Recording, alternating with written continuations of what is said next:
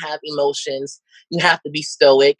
And men are encouraged to be sexual prowess. They're encouraged to be predatorial. And we see a lot of these things in media, especially when we have conversations about rape culture, when we talk about a lot of the things that men get away with. And a lot of it is rooted in the way that we've been programmed. And we have to have the conversation about toxic masculinity if I'm going to do a body positivity project, because for men, that's a huge part. And we go very deep into that. We go really deep into that with the project. Here are some of the photos from the project. That was a fun shoot. Yeah. That shoot was actually a collaboration with All Saints. They reached out to us, and I think he was the brand elevator. His name was Alejandro. He reached out to me. He said, "Hey, I'm new here. A lot of people don't know that All Saints, our product does go up to 3X, and we would love to showcase plus size men of color in a way that feels elevated." And that was where that's where that shoot came from. That was in collaboration with All Saints. Is this a different? Yeah, that was actually featured in Out magazine. I wanted to have a conversation about do-rags and what it means for the culture, and another visual conversation with that shoot. That was a lot of fun. I love that there's like a tenderness and intimacy. Yes, and showcasing vulnerability. Yes. Yeah, even in the choice of clothing. Really yes. Oh yeah, that was a fun shoot. That was our 2nd anniversary for the Everyman Project. That was a really fun shoot. We wanted to create our own underwear shoot, but we wanted to go a bit deeper than just like, oh, this is about underwear. This is showcasing brotherhood, showcasing unity, showcasing closeness. And at the time, I was very, very, very inspired by the visuals that Solange and Carlotta Guerrero worked on together. So I definitely referenced that a little bit, and a few other pop culture references, which is something that I tend to inject in a lot of my work anyway, because I'm like a very, very big on like pop culture and things of that nature. That was the very first Everyman shoot, like before it had a name. The very first shoot. I love the joy. Yes. Oh wow, that was our anniversary campaign last year, and we wanted to do a campaign exclusively featuring men of trans experience. There's such a huge need for trans visibility, and especially when we talk about trans men, we really do not see trans masculine men presented in media. I just saw a question. How do I cast my models? You can go to the everymanproject.com, and there's a casting call. Unfortunately, due to COVID right now, we've kind of put a pause on shoots for the moment, but we're going to be getting back to doing shoots in a way that's safer virtually. So I'll be releasing some details on that soon on. So thank you for asking. That was another shoot from the campaign last year. It was a lot of fun, and we had a lot of really cool designers that donated clothes for the shoot. ASOS, which has been a big supporter of the Everyman Project, as well as No Sesso LA, and oh my gosh, you're gonna kill me. There's a Park and Ronin. No, that's a different shoot. ASOS and No Sesso were the two of the brands that really helped us out with pulling together the vision that I had in mind for last year's campaign. And when we speaking of the castings, since Juan brought that question up, when we had castings for that shoot, I asked all of the men that came to the casting, I was like, okay, well, as a trans man, what would you like to see represented in media? What would you like to see yourself represented? And what do you want to feel like when we put this out? And everyone said we wanted to feel like kings and gods. So that was what we went with. And and you know, it was a huge learning experience for me for that shoot, because there was a lot that I did not know about trans men and the trans experience, and just really just taking the time to listen, because that's why I feel that we really have to do. We really have to listen to each other and ask those questions as to how can we support each other in the LGBTQ plus community, and all of and intersectionality. You know, how can we really get into it and really support and highlight everybody in the way that we need to? Yeah. I so appreciate your projects and your work because there's such a need for having your own voice and not only knowing how to articulate your own voice and in its specificity, but also for people to know how you would like to be represented. Absolutely. Absolutely. And that shoot in particular, it's definitely one of my favorites, like outside of the fact that was also featured in Out magazine, and Raquel Willis, who is amazing, did a write up on it, and Mm, it was a huge learning experience. And then a lot of the men that came to the castings, they said this is the first time we've been in a room with other trans men, you know?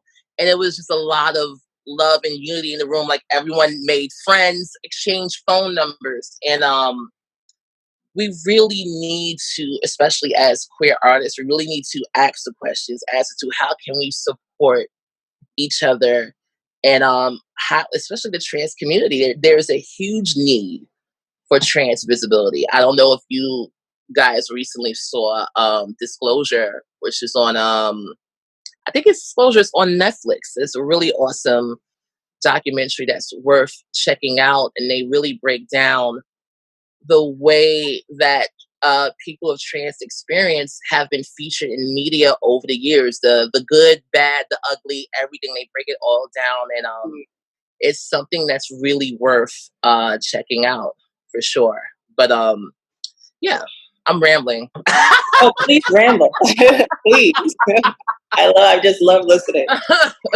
Um, something I was going to say, what was I going to say? Oh, yeah, I think it's also kind of revolutionary to think about going to a casting and like making friends with people or just like having that camaraderie. Being someone who's been in those rooms, there's kind of this idea in the entertainment industry where like everyone is their own like individual um, person, of course, but also Hmm. that there isn't the space to actually connect with other people that are doing what you want to be doing.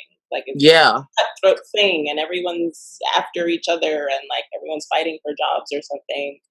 But yeah. adding That's that element to it is so important because it seeps into everything else. Like I don't think we're really out supposed to be out here just like it's all about me and like of course you want to get your money, you want to get your job, you want to get book the gig.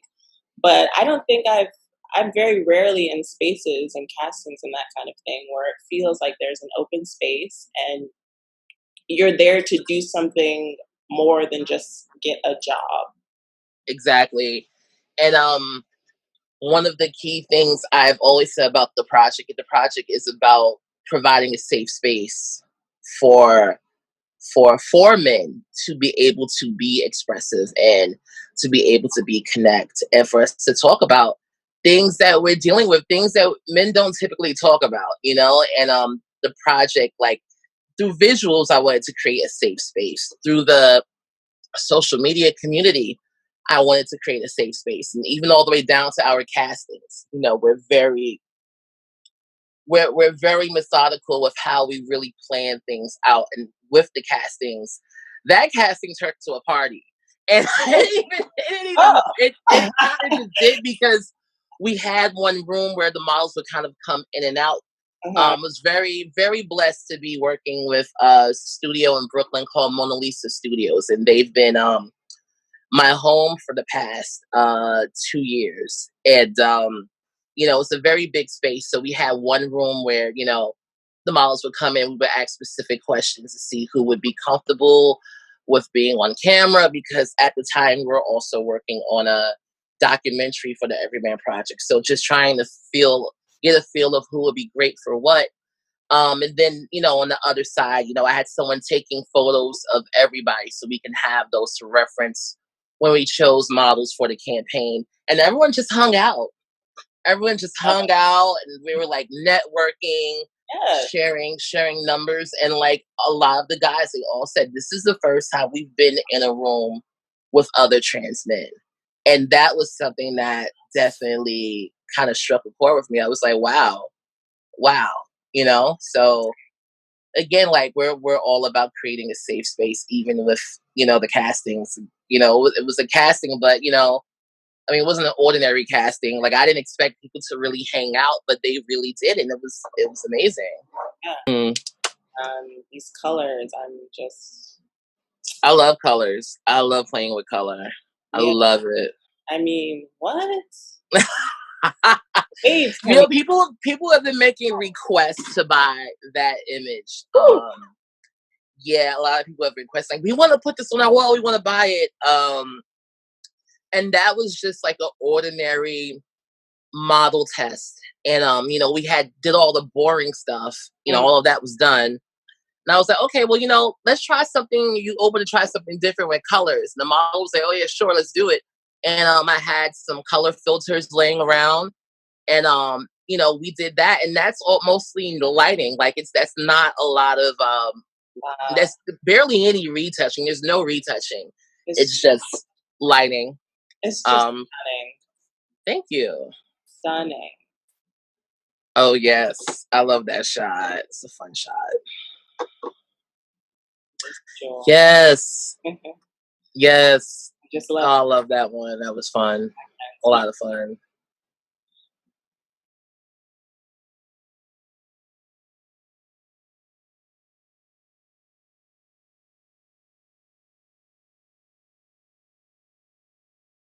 My name is Eric Arsenault, and I'm a model with the Everyman Project. I really wanted to be a part of the Everyman Project because there's such a need for it. And in the music industry, I've endured a lot of slings and arrows where inherent characteristics that I've had no control over have been used to reduce my sense of self-worth. If you're a white heterosexual male or a white heterosexual female, you were seen as baseline human and everyone else is some sort of derivative. And I think that needs to change. We need to understand that everyone's voice is equally valid. My favorite part of my body is probably my chest. It's like a chest-shoulder combo, really. I like how broad I am. I've always liked that. I think the problem in itself is that we just need more representation. A project like this, I just feel, is so necessary for the culture and for society right now.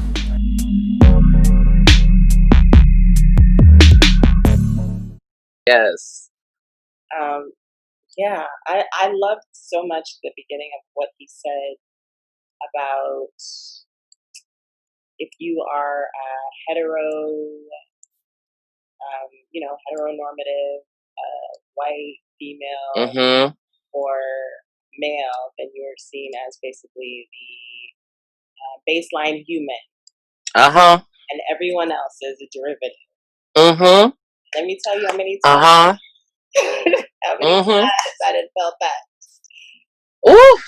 Like when going to or just looking up things and castings and looking for work, and it's like if they're not looking for something very specific that is catering to your group of people,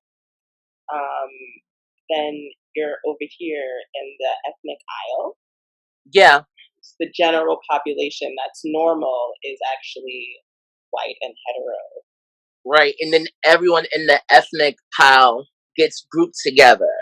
And we're all different. You know what I mean? And that's when we have to have those conversations about inclusion and intersectionality as well. There you go, Rachel. She said it. Black people are not a monolith. Amen. Took the words right out of my mouth. Yes. Thank you, Juan, for yes. website. Um, yeah. So yeah, I so appreciated that, and it still feels so strange to me that we even have to say these things at all. Yeah. Yeah. Because Yeah. it's so obvious. Yeah. But And this is why we still need to have, well, especially now more than ever, we need to have these type of conversations. yeah, absolutely. So okay, a couple of questions for you. Do you think that your work would be the same or different, very different, if you weren't a queer artist? I'm sure it would be pretty different. I'm pretty sure it would be very different. You know, I don't know, because like for me, like, you know, being queer isn't something that I can really put words to describe, because it's something that I've always been, you know. So for me to kind of describe what that means, it's pretty difficult. But what I will say is my work is definitely a reflection of me, who I am, my experiences, and how I grew up. And I find that a lot of people identify with that. A lot of queer people identify with that, because a lot of us have been through some of the same issues and dealt with some of the same ways of. I'm reading the question. I'm sorry. I lost my thought. I saw the question pop on the bottom of the screen. Yeah. Yeah. Oh my gosh, I lost track for a second. Don't worry about the question. I'll worry about the question. Okay, cool. Okay, awesome. Yeah. Yeah. I find that, you know, my experiences is really what shapes my work, and especially in the past 3 years, like I really just kind of had an aha moment. You know, back in 2016 was when I thought about doing the Everyman Project, because I was just so like just very depressed and kind of like drained by the work that I was doing. It just kind of felt vapid. It didn't feel like it was serving a purpose other than to get um thin, buff models booked for work, and they don't need any help within that regard. Not for me, you know. And I got to I got to a point where, you know, I made a choice to really speak out about that, and to even speak out about some of the unethical things that some of these model agencies do, you know. Yeah. So it was definitely a big shift when I changed up my work, and I felt a lot happier because the work that I was creating was more authentic to my experience as a plus size queer Black man that grew up in Brooklyn. And I want to key on to something, and this might be a little controversial, but this is something that I definitely wanted to touch upon. And especially, you know, being a creator of color, you may agree with it, but I have a deep disdain for the word urban. Oh, what? For you know, and I low key feel that the word urban is like a microaggressive way of saying the N word, because that was a critique that I had gotten from my work for a very long time. Oh, your work is too urban. What does that mean? Okay. Is my work too Black? Because, you know, I always I had periods where like I wanted to capture all ethnicities with my work. That's always been my thing.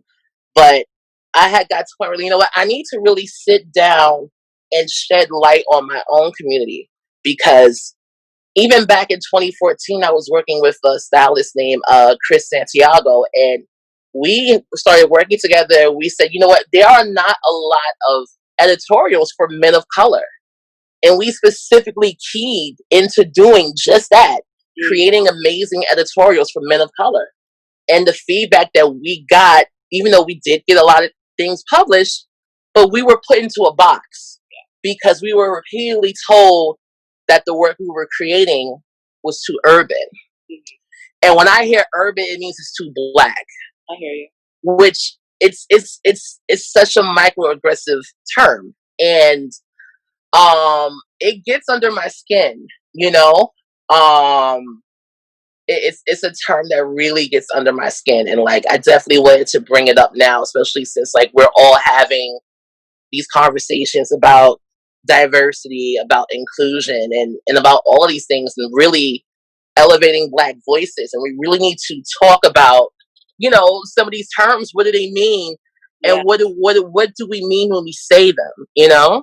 absolutely. Because if you really break it down and ask them, so what do you mean by urban? Mhm. What is the response going to be? It's Mhm. this is normal. Like this is what people look like. Even though I be in spaces and people don't look like everyone that I'm seeing in a magazine, and then I just start like scrolling through, and I'm like, I haven't seen a single person that looks like me.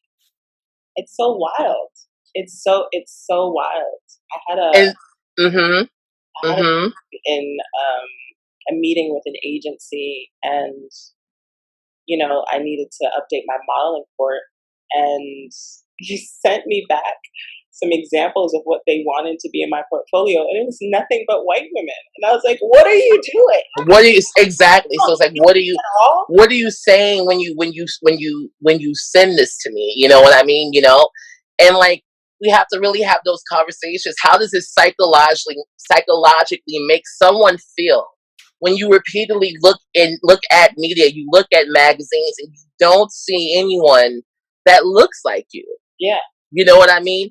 Then you start to feel like, okay, well, damn, I don't see anyone that looks like me in any of these publications. Like, you know, it really starts to It- affect you mentally, you yeah. know? Should I even try? Is this an industry that I can actually have success in? What Yeah, and then it's am even I deeper able than to that. do? And it's even deeper than that because this is what the industry is telling us is the standard of beauty. So if I'm not seeing myself represented in the standard of beauty, you start to think maybe I'm not beautiful if I'm not seeing myself Correct. represented. And that's what I thought as a kid. I'm sure what a lot of us in this room may have thought as a kid growing up and not seeing yourself represented in media. So it takes people to go against that grain and start making those quality type of visuals and really showcasing everybody, showcasing everyone's greatness, you know? And that was a switch that I had to make in my head when I was like, okay, I don't want to do this bullshit anymore. Like I'm tired of doing these generic model tests. You know, they make money, cool, but I need to do something else, you know? And that was when I started doing the Everyman Project and like doing a lot of body positivity activism with my work. Yeah. I want to get to the question that Mo asked. She said, "How do you make sure your work isn't used by your clients as performative allyship?" That is a deep question. Um, wow. I wonder if there Well, is. one thing I, you know what, not I. That's a loaded question, and I can say that in the beginning of me doing the Everyman Project, I was blind to a lot of those things. Especially once the project started to blow up, and they, I want to answer that as best as I can. I feel like I have ran in some of those situations where I may have been taken advantage of and not known it until into hindsight, you know, because I wasn't necessarily prepared for what was coming to me, especially with this project once it blew up and it got a ton of press attention. You know, it was very new for me, you know. Um, Back in 2016, I wouldn't even imagine I'd be here doing a seminar talking about my work. But like in 2017, when everything blew up, I was on NBC, People Magazine, Now This, doing a campaign with Adidas. Like all these things came and hit me at once. It was really hard for me to sift through whose intentions were pure and actually trying to elevate the cause, or who was just into it because it was trendy and and and being performative, you know. But I feel like now I have I could say now I have a better detector for the bullshit, and I can really see now, and I know which questions to ask. I know how to ask them, and but I will say in the beginning, when the project blew up, yeah, there's definitely been some instances that I had a blind spot because I didn't know it was coming my way. But now I'm definitely a bit more on alert for when those things do come in. Even when you look at certain brands, certain brands that have approached me to do collaborations, and like I really have to ask them the questions. I need to know what their values are and make sure they're in alignment with what I'm doing, so I don't run into those situations where I'm dealing with performative allyship. So I try my best. But some of these people are really good at putting on a good front. Yeah. I'll say that. You're doing it the entire time. Exactly. Yeah, I have a piggyback question, and then I'll get to the next question that Juan asked. The idea, and I don't agree with this idea, but the idea of there is no bad press sort of thing. Like, when, like maybe their intention is not actually aligned with what you want it to be, but you're getting press, and someone who really needs to see this is seeing it. I just been through that, actually, something like that recently, and we could talk about that off camera. But it was definitely somewhere where it served a greater good for me, someone like me, to be seen doing it, Sure. But there were a few things behind the scenes that that were not all together. I'll say that, and what I'll say is, as an activist, like, visibility is important, especially for the cause that you're working with, and like it's hard. It's really hard. It's really hard because we want representation. You know what I mean? But we really want to make sure that the brands that we are in alignment with, they're truly doing what they say that they're doing, and they're not just doing it for the money. And a good deal of them are just doing it for the money. So you really have to ask those questions and see what their core values are, and see if it's in alignment with you. And really, it's such a shame that as creators of color, we navigate a different type of terrain. Right. That's what I was. You know what I mean? The terrain that we're on is it's very rough. And it's hard. It's hard to be on the defensive all of the time, and to really be able to sift through who's real, who's not, what is this opportunity going to give me, and what am I sacrificing by doing this opportunity. Right. Absolutely. We have so many different parts to consider. Absolutely. You make art, and you want to just get your stuff out there, and there's so many parts of it that I think people don't often realize that we have to navigate, in addition to creating the work, which oftentimes is very difficult in itself. Yes. You're getting it out into the world, into people who need it. So Juan asked, I'd love to hear you talk more about your work. You mentioned that you find a lot of inspiration from the visuals of Solange's visuals for her music videos. Are there other photographers or visual artists you draw from for your staging and posing of models? I literally pull references from everything that I see. Beyond just photography, music videos, a lot of pop culture references I tend to pull from.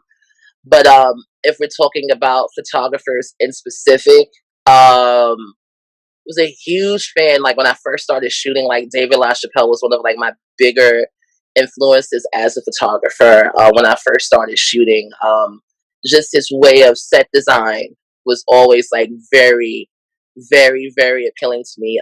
Definitely Basquiat, a huge influence. Huge. Oh my God. Yeah. Love him. And I even pull, a lot of references from musicians, like, as I mentioned, like Solange. I just, like, I'm a very visual person, so I could see a color and have an idea for putting a whole concept together. I just go on these random strings of consciousness where I'm like, okay, this is what I want to do. And it's hard for me to describe sometimes, but definitely LaChapelle, when I first started out, like his set design was definitely something that was like very, very, very appealing to me. Definitely as far as like lighting, Richard Avedon, and then other photographers too, like, you know, Kareem Black, super dope. I love his work. I'm trying to think of who else are major influences, but um, as far as people who are out now that are like other creators, like I'm fans of them, but I try not to look at their work too much because I don't want to be too influenced by what they're doing, you know. But I love Tyler. I don't know his last name, but he was the guy who did the cover of Vogue with Beyonce. Okay, yeah, his work is amazing. His work is amazing, and it's such a shame that it's taken 126 years for us to have like a black photographer shoot the cover of Vogue. Okay, that's a whole nother conversation right there. Oh, a long ass time. Yeah, I'm still amazed that there's still this first happening. Like, it's unbelievable to me. It's crazy, and to think of all of the amazing black photographers that are out right now that are killing it, like Dana Scruggs, huge favorite. And like, if you guys don't know her work, like you guys have probably already seen it. Her work is amazing. Love her work so much.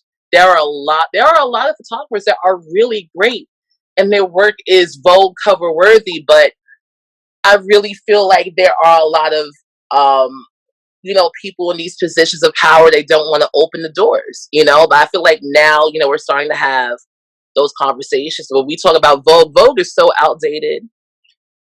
I'm sorry. Like, Vogue is, and it doesn't have to be. You know what I mean? It doesn't have to be. Right. You know, like Anna Wintour, I have no problem saying that I'm not a fan at all. And there needs to be a new editor. You know, we need someone that can really come in and really elevate voices of color. You know, like we really need a new editor to come in and really just shake things up a little bit. You know, something that feels of the now.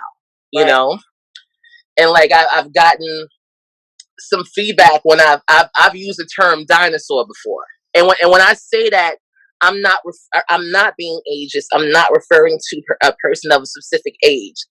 I'm referring to a dated way of thinking.